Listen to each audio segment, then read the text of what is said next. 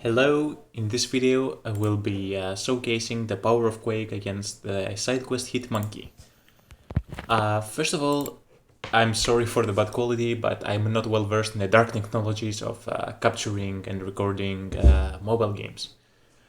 Now, let me say that Quake is far from the best to face this Hit Monkey, but for my roster, even though I would have better luck with someone like Claire, I perform better with Quake, I'm more used to playing Quake, and the fight is actually super fun, playing as Quake. The biggest things to worry about him is that after you evade once, then you cannot evade again, because he gets the buff that cancels all evade, and he gets that buff as well when he drops down. I would let the full fight play through, do not disrupt the flow, and after the fight ends, I will explain it. So skip forward 3 minutes from now for the analysis of the fight.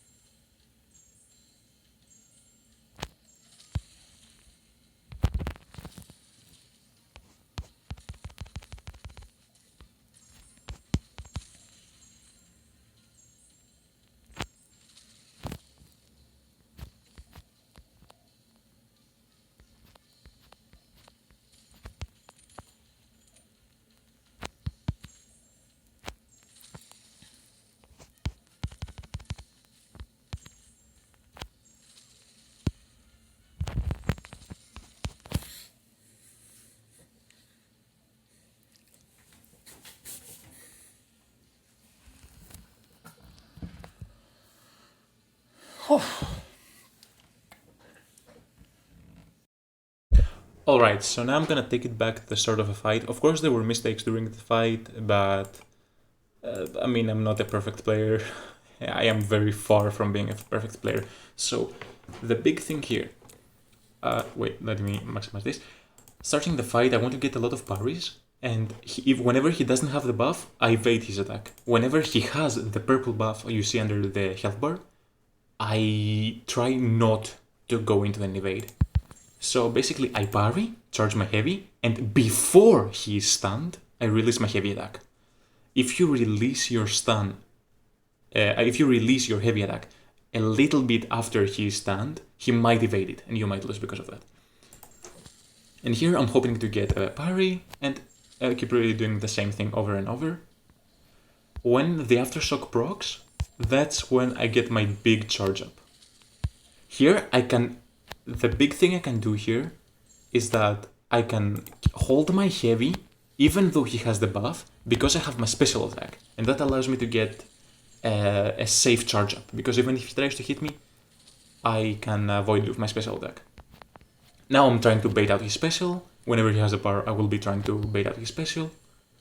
And I'm getting a lot more damage. Now, the big mistake in this fight will be caused in a little bit. It's because of the falter debuff. You have to take into account the falter debuff, which is right below my health bar.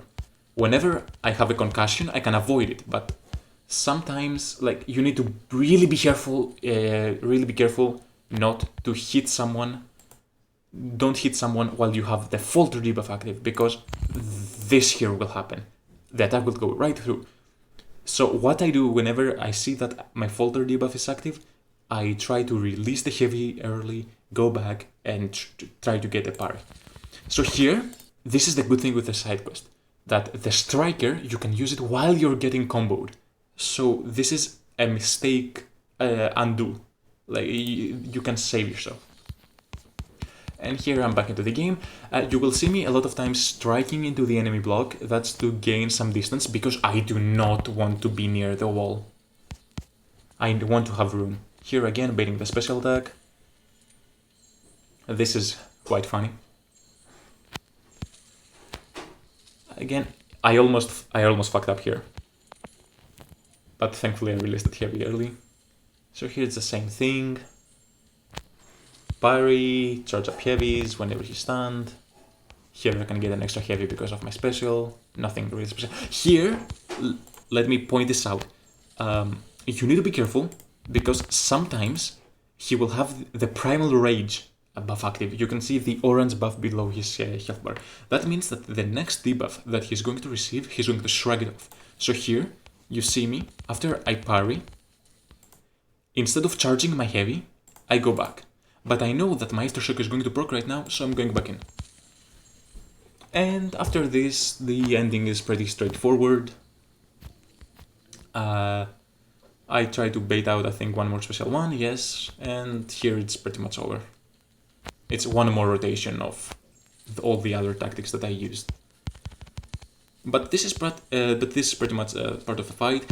Quake is not the optimal for this fight, but this has been a blast to play. The Quake usage it's extremely fun. Of course, let me tell you that it's a really hard fight. So you need to be really focused.